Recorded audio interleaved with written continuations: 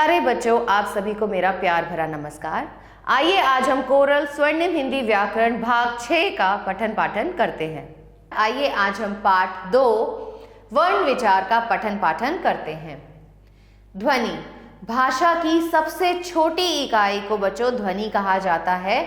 वास्तव में शब्द ध्वनियों से बनते हैं, जैसे रानी। तो आपको क्या सुनाई दे रहा है? र, आ, न और उस पे ई की मात्रा, तो हम ये सुन रहे हैं। तो ऐसे ही शब्दों की रचना हम किससे करते हैं? ध्वनि से, सुनकर।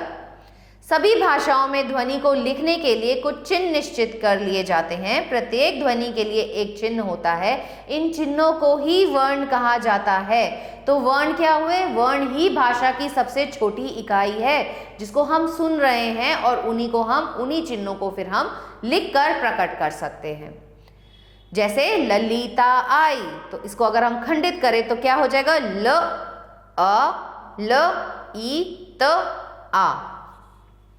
ललिता आई, आ प्लस य और साथ में बड़ी ई। किंतु इन खंडों के और खंड नहीं हो सकते, इनको हम और विभाजित नहीं कर सकते हैं, इसीलिए ये भाषा की सबसे छोटी इकाई माने जाते हैं। व्याकरण में इन्हीं ध्वनियों को वर्ण कहते हैं। तो वर्ण की परिभाषा क्या हुई? भाषा की उन छोटी से छोटी ध्वनियों को वर्ण कहते हैं, जिनके और खंड मतलब भाग और हम नहीं कर सकते हैं, या टुकड़े हम नहीं कर सकते हैं। वर्णमाला, भाषा के सभी वर्णों के समूह को उस भाषा की वर्णमाला कहते हैं। और हिंदी वर्णमाला की अगर हम बात करें तो बच्चों इसमें 11 स्वर और 33 व्यंजन होते हैं। इसके अलावा 2 अयोगवह और 3 संयुक्ताक्षर भी हैं। इस प्रकार हिंदी वर्णमाला में कुल 48 वर्ण हैं। तो ये कौन कौन से हैं? सबसे ऊपर अगर आप देख सकें तो ये है अ, आ, ई, उ, र, ए, ओ। तो ये क्या है बच्चों? ये है स्वर। क, ख, ग, घ, च, छ, ज, झ, ट, ठ, ड, ढ, त, थ, द, ध, न, प, फ, ब, भ, म, य, र, ल, व, श, श, स, ह, श, त्र, ग्र। तो ये क्या है? ये है व्यंजन। कुछ विद्वान श्र, त्र और ज्ञ को हिंदी वर्णमाला में गिनते हैं, पर ये संयुक्त व्यंजन हैं, अतः इन्हें वर्णमाला में गिनना उचित प्रतीत नहीं होता है। तो वर्णों के प्रकार कौन कौन से हो सकते हैं? वर्णों के बच्चों 2 प्रकार होते हैं, एक होता है स्वर और दूसरा होता है व्यंजन। तो स्वर क्या है? जिस वर्ण के उच्चारण करते समय हमें बहुत कम समय लगता है, उन्हें हम बोलते हैं स्वर। मतलब ये किसी और की सहायता नहीं लेते, ये स्वयं ही बोले जाते हैं। इनको बोलने के लिए हमें किसी और स्वर की सहायता नहीं लेनी होती है। जिस वर्ण का उच्चारण करते समय किसी अन्य ध्वनि की सहायता की आवश्यकता नहीं होती, उन्हें स्वर कहते हैं। स्वरों के उच्चारण में हवा हमारे मुंह से बिना किसी रुकावट के निकलती है। हिंदी में 11 स्वर वर्ण हैं, जो इस प्रकार हैं: अ, आ, ई, उ, र, ए, ओ। स्वरों के भेद, उच्चारण में लगने वाले समय की दृष्टि से स्वर के 3 भेद होते हैं, जिनको हम बोलते हैं ह्स्वर, दीर्घ स्वर और प्लुत स्वर। ह्स्वर वो होते हैं जिनके उच्चारण में सबसे कम समय लगता है, जैसे अ, ई, उ, र। जिन स्वरों के उच्चारण में सबसे कम समय या 1 इकाई के बराबर समय लगता है, उन्हें ह्स्वर कहते हैं। ये संख्या में 4 होते हैं: अ, ई, उ और र। दीर्घ स्वर, जिन स्वरों के उच्चारण में हमें ह्स्वर से अधिक समय लगता है, उन्हें हम दीर्घ स्वर कहते हैं। ये संख्या में 7 हैं: आ, ई, उ, ए, ओ और ओ। ये 2 स्वरों के मेल से बनते हैं, जैसे अ और आ को हम मिला के आ बनाते हैं, ई और ई को मिला के हम ई बनाते हैं। उ और उ का अगर मेल करते हैं तो बनता है उ।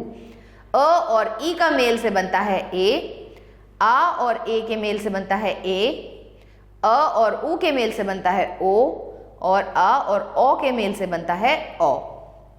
प्लुत स्वर, किसी को पुकारते समय हम स्वर को लंबा करके उच्चारण करते हैं। इस प्रकार जिन स्वरों को बोलने में अधिक समय लगता है, ह्स्वर से भी और दीर्घ स्वर से भी हमें ज्यादा समय लगता है, उन्हें हम बोलते हैं प्लुत स्वर।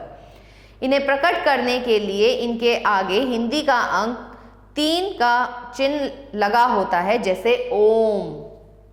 अ के उच्चारण में जितना समय लगता है उसे मात्रा कहते हैं। मात्राएं। शब्दों को लिखने के लिए स्वरों का दो प्रकार से प्रयोग होता है, अपने मूल रूप में और मात्रा के रूप में।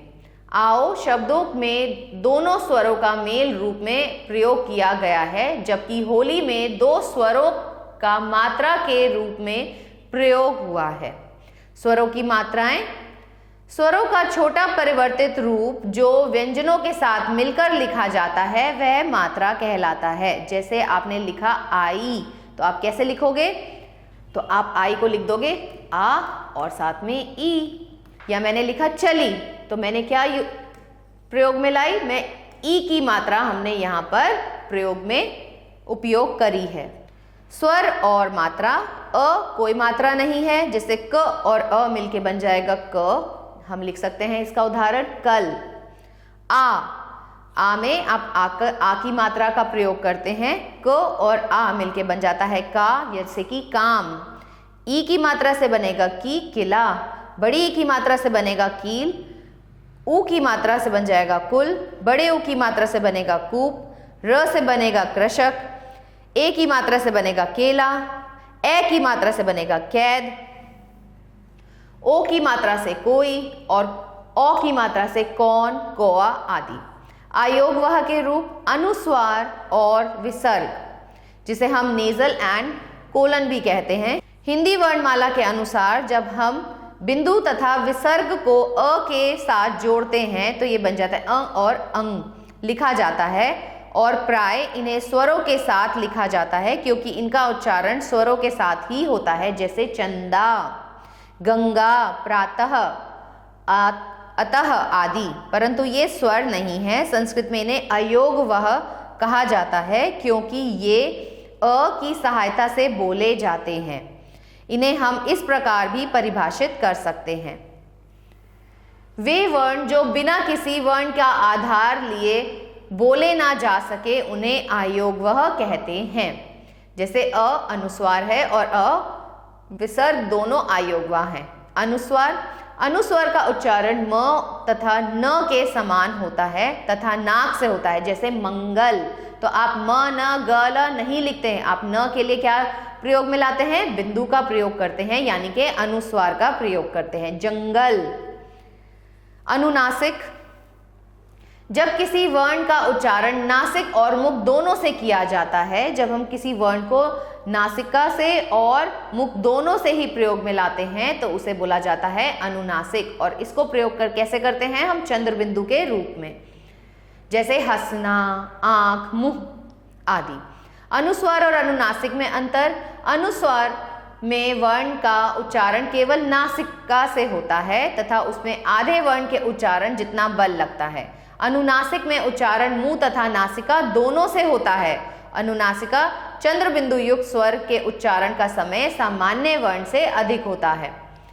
शब्द में अन्य वर्ण समान रहने पर अनुस्वार और अनुनासिक के प्रयोग से अर्थ बदल जाता है, जैसे हंस। यहाँ आपने देखा, आपने अनुस्वार का जब प्रयोग किया तो हम इसको बोल रहे हैं हंस, लेकिन वहीं अगर मैंने इसमें चंद्र बिंदु लगा दिया तो ये बच जाएगा हंस। हंस का अर्थ पक्षी विशेष है, जबकि हंस का अर्थ हंसने की क्रिया से है। व्यंजन। जिन वर्णों के पूर्ण उच्चारण के लिए स्वरों की सहायता ली जाती है, मतलब जो बिना स्वरों की सहायता के बोले ना जा सके, उन्हें हम व्यंजन कहते हैं। व्यंजन भी बच्चों तीन प्रकार के होते हैं: स्पर्श व्यंजन, अंतस्थ व्यंजन और ऊष्म व्यंजन। स्पर्श व्यंजन मतलब छूना। जिन व्यंजनों का उच्चारण करते समय मुख से किसी से दो अंग परस्पर स्पर्श करते हैं उन्हें स्पर्श या स्पर्शी व्यंजन कहते हैं, जैसे प।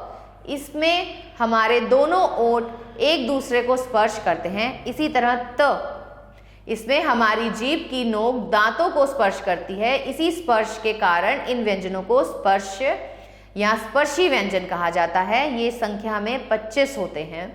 इनके 5 वर्ग हैं जो वर्ग के पहले अक्षर के नाम पर हैं, जैसे कि कवर्ग, च वर्ग, ट वर्ग, त वर्ग और प वर्ग। अंतस्थ व्यंजन ये संख्या में 4 होते हैं: य, र, ल और व। ऊष्म व्यंजन जिन व्यंजनों के उच्चारण में हमारे मुख में ऊष्मा उत्पन्न होती है, मतलब गर्मी उत्पन्न होती है, ऐसे व्यंजनों को हम बोलते हैं ऊष्म व्यंजन। इन व्यंजनों का उच्चारण करते समय श्वास वायु तीव्र गति से मुंह से रगड़ती हुई बाहर निकलती है, जिससे गर्मी उत्पन्न होती है, इसलिए इन व्यंजनों को ऊष्म व्यंजन कहते हैं। ये संख्या में 4 हैं, जैसे श, श, स और ह।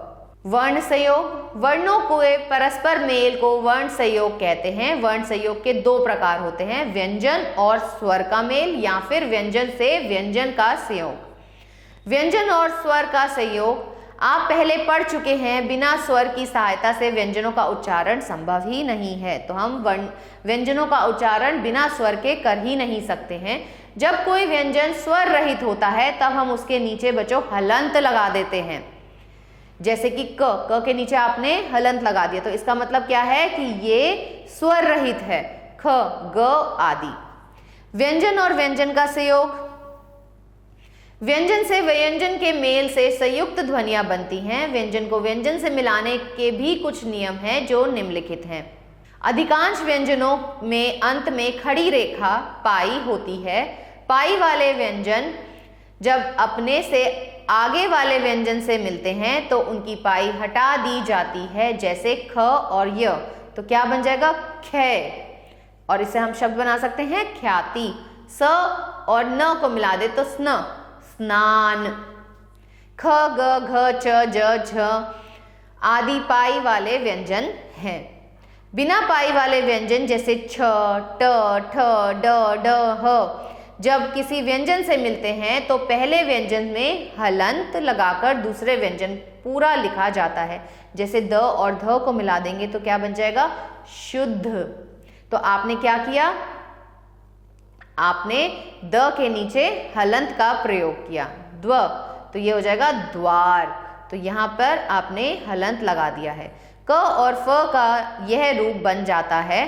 क और ल को मिला देंगे तो बन जाएगा क्ल, यह हो जाएगा अकल। क और त को मिला दिया त, रक्त।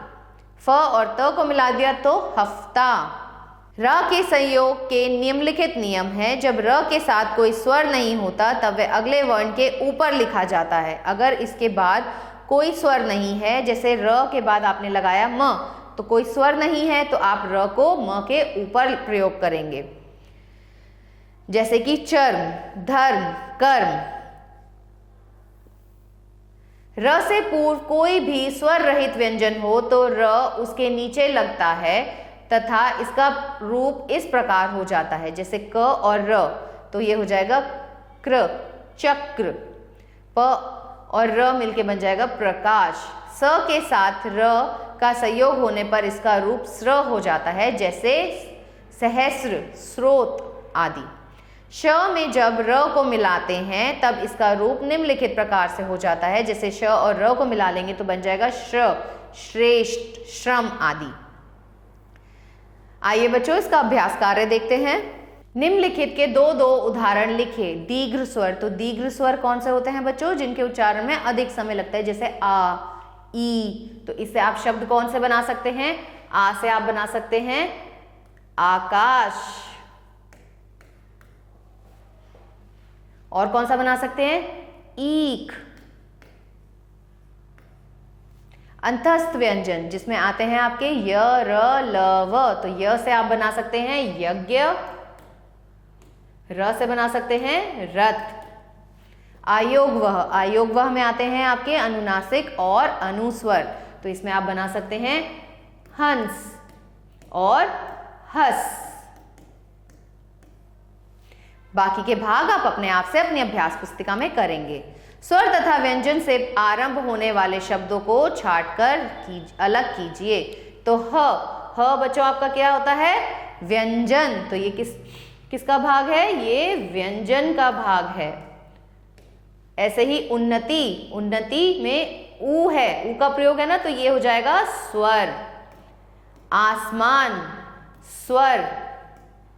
इमली, इमली में भी ई है तो ये स्वर है। पराजय, प किस क्या हो जाएगा? व्यंजन। बाकी के भाग आप अपने आप से अपनी अभ्यास पुस्तिका में करेंगे। सही विकल्प चुनकर वाक्य पूरा कीजिए। ध्वनियों के चिन्हों को वर्ण कहते हैं। वर्णों के क्रमबद्ध समूह को वर्णमाला कहते हैं। वर्ण डैश प्रकार के होते हैं। वर्ण दो प्रकार के होते हैं, स्वर और व्यंजन। स्वरों का प्रयोग डैश के रूप में भी होता है। मात्रा के रूप में भी हम इनका प्रयोग करते हैं। बाकी के भाग आप अपने आप से अपनी अभ्यास पुस्तिका में करेंगे। आशा करती हूँ आपको यह पाठ अच्छे से समझ आया होगा। मिलते हैं अगले पाठ में, तब तक के लिए आभार।